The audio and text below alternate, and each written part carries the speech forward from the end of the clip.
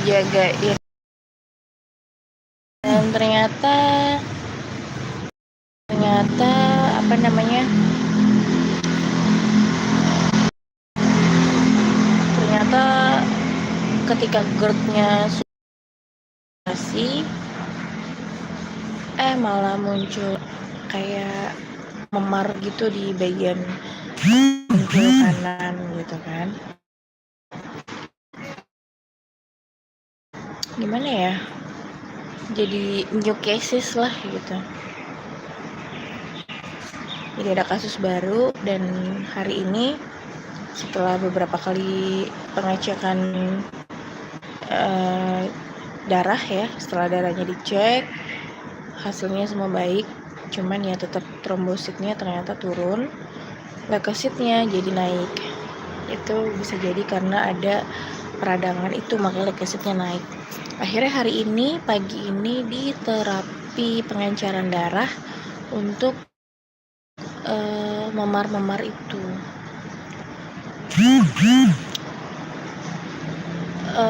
Apa namanya, alatnya lucu sih, alat pengencer darahnya itu lucu.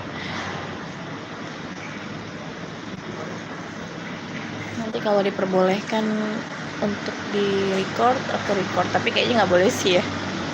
Cuman udah terpasang sih alat.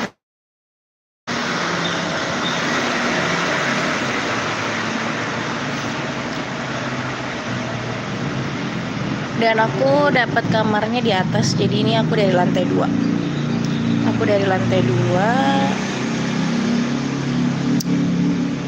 Dan ya, suasananya enak aja sih, sejuk, adem. Memang nggak tahu kenapa sih, kayaknya seneng banget sih emang kalau dirawat di sini. Enak gitu ya pelayanan, karena emang dulu anak aku di sini juga dirawat karena amandel 2 kali. Terus aku di sini juga dirawat inap karena pasca operasi usus buntu. Terus suami aku dirawat di sini pertama kalinya GERD itu kayak 3 tahun yang lalu gitu.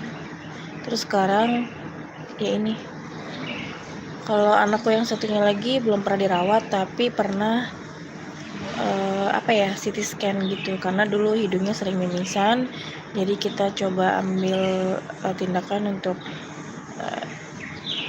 MRI apa sih namanya, yang CT scan gitu. Jadi dicek bagian hidungnya gitu kan. Nah, karena dulu sering mimisan waktu itu masih kecil kan. Aku lupa persisnya, cuman kayaknya waktu itu udah sekolah sih, kelas 1 SD, berarti antara umur 7 tahunan atau malah belum sekolah SD ya, lagi TK ya, aku lupa juga sih. Pokoknya kayaknya udah mulai sekolah gitu, terus sering mimisan. Jadi biasanya kan kalau mimisan kalau panas atau habis jatuh gitu kan, ini enggak, bisa diem aja lagi makan tiba-tiba mimisan gitu kan. Kalau googling kan serem ya, kayak bacanya serem-serem gitu. Akhirnya kita putusin untuk CT scan itu. Ternyata nggak ada masalah juga sih, nggak ada pembengkakan polip juga, nggak ada di hidung gitu kan. Pokoknya nggak ada masalah di hidung gitu. Jadi akhirnya disaranin untuk perbanyak kolostrum aja gitu. Waktu itu kita diresepin ada suplemen yang mengandung kolostrum tinggi lah gitu. Kolostrum itu kan bisa didapat dari ASI ya. Pertama kali ASI keluar, ASI seorang ibu keluar kan itu kolostrumnya tinggi. Cuma kan anak aku udah gede waktu itu, udah jalan, jadi memang udah berhenti ASI. Jadi kan nggak mungkin aku cari ASI gitu kan. Akhirnya aku disaranin untuk minum itu, dan sembuh sih, sampai sekarang nggak pernah mimisan lagi. Mungkin seiring bertambahnya imunitasnya juga ya, semakin kuat, semakin gede, semakin kuat, jadi memang berhenti. Cuma kalau misalnya itu mimisannya masih terus tanpa sebab mimisan, itu bakal ada terapi, bakal ada next stepnya gitulah gitu, untuk pemeriksaan lebih lanjut kan. Tapi karena minum suplemen itu, aku lupa namanya apa gitu, jadi ya udah berhenti sih. Kalau yang amandel itu waktu itu anak aku umur kayak 4 tahunan gitu. Jadi tuh ketahuannya kalau tidur tuh kayak grok gitu loh, napasnya kayak grok yang kita pikir tuh kayak cuman batuk pilek kan. Jadi setiap pagi dijemur kok nggak hilang grok-groknya gitu. Nah kan anak segitu udah mulai jajan gitu, walaupun aku tuh jarang banget kasih ciki ya, jarang banget kasih ciki kalau lagi sama aku. Kalaupun kepepet makan ciki itu biasanya juga aku kasih cikinya ciki yang manis gitu, bukan yang asin gitu. Nggak aku kenalnya rasa gurih gitu, aku kasihnya yang rasa manis aja gitu kan, ciki-ciki yang manis gitu. Jet set sih, ciki jet set yang coklat itu. Mungkin kalau akunya lagi kerja dia jajan sembarangan ya, permen ya, ciki, apalagi senangnya tuh dari kecil makannya Yupi. Kok nggak sembuh-sembuh, maksudnya grok-groknya tuh nggak sembuh gitu. Tapi kok nggak meler ya kan, karena memang nggak pilek. Batuknya juga jadi kayak ada batuk gitu. Akhirnya kita periksain, minum obatnya tapi nggak sembuh, baru akhirnya kita bawa ke spesialis anak juga ke sini. Akhirnya langsung harus dirawat inap, dicek lebih lanjut, ya udah ternyata amandelnya bengkak sebelah, mengganggu pernafasan. Jadi waktu itu dokter akhirnya tuh kambuh pertama, terus kambuh lagi yang kedua kalinya dalam waktu setahun. Dalam waktu setahun 2 kali kambuh. Akhirnya dokternya bilang kalau dalam setahun 7 kali kambuh terpaksa harus operasi amandel. Makanya aku harus ketat banget jaga makanan yang masuk ke dia gitu, supaya nggak sampai kambuh 7 tahun dalam setahun. Berarti aku setahun itu udah 2 kali gitu kan, sisa 5 kali lagi nih gitu, jangan sampai ada kambuh gitu kan. Akhirnya aku minta tolong sama semua anggota keluarga aku yang kalau misalnya aku lagi berangkat kerja aku titipin gitu kan, tolong dibantu untuk makanannya dipantau, jangan ini. Kebetulan mamah aku kan, jadi aku lebih enak gitu ngomongnya sama mama, dan aku bilang kalau tolong dibantu untuk makanannya, jajanannya dikurangin dulu, dikasih tahu aja alasannya kenapa. Cukup ngerti sih anak aku tuh, dulu udah ngerti gitu. Kira dia nggak makan tuh yupi-yupian gitu, es krim itu pun kalau yang udah lama kayak seminggu sekali boleh es krim. Kalau kayak ciki bener stop, dan dia ngerti nggak makan ciki, nggak makan yupi gitu kan, nggak makan permen gitu. Ya udah dia tahu gitu, dia ngerti. Akhirnya setelah 2 kali itu kambuh, 2 kali dirawat, nggak ada lagi sih dirawat karena amandel sampai sekarang udah SMP mau SMA, udah gede. Ya alhamdulillah sih ya gitu. Dan kalau GERD itu kan jujur aku kayak ngehnya yaitu lambung. Ternyata GERD itu emang lebih parah sih ya. Mungkin banyak bahasanya kalau orang umum bilang tuh kayak angin duduk ya kan, karena memang rasanya luar biasa sakit dan mendadak sih gitu. Aku nggak tahu hari ini hari Minggu, jadi nggak tahu dokternya ada visit apa enggak. Kalau nanya suster, memang nggak ada jadwal visit biasanya, tapi kadang-kadang dokternya datang visit. Jadi ya udah, belum tahu sih.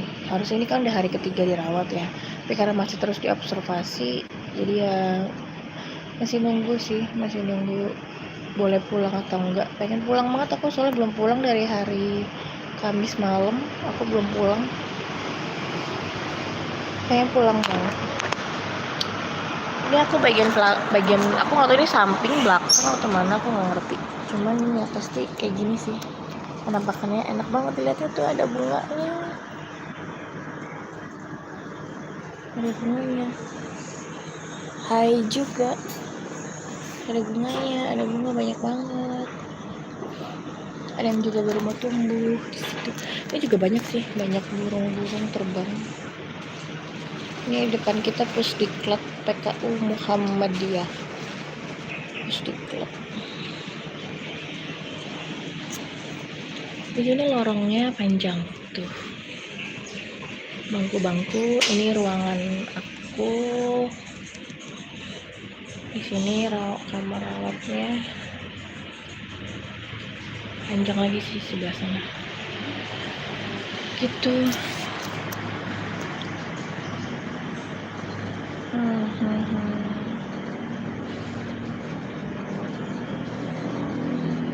Aku tunjukin ya itunya. lancar darahnya. Kita tutup dulu karena AC-nya di atas pintu.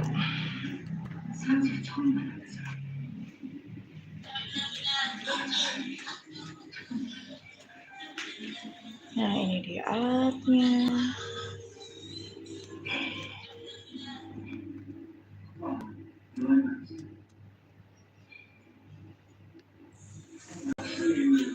Jadi ini ruangannya ruangan kelas 1.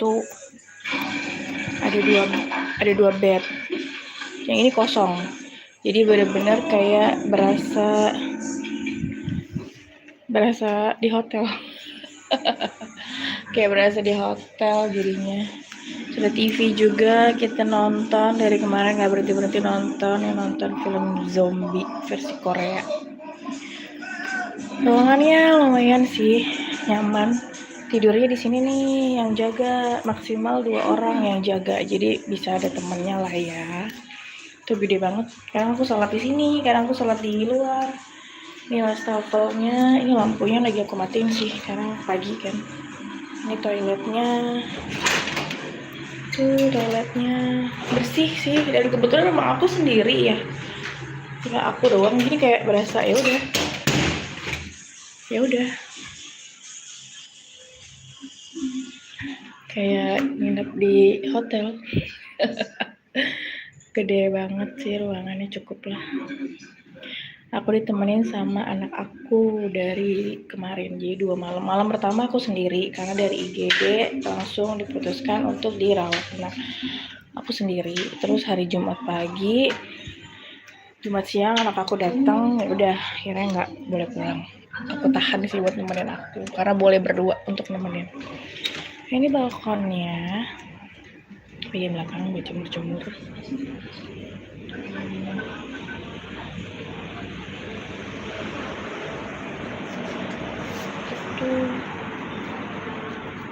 Kadang sholat di sini juga, sholatnya enak, lega sih.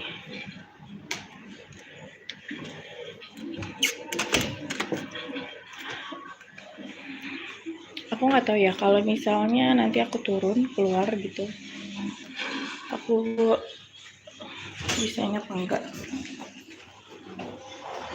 Di sini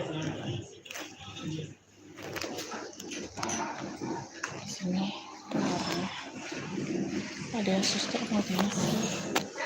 Di situ ruangan dokter, ruangan susternya di situ. Tangganya di sana, bisa sana. Ada musola di sana, ada musola. Gitu.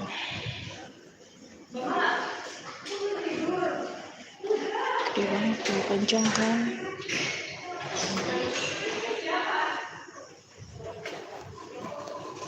Nanti aku sambung lagi ya. Aku mau nginep dulu.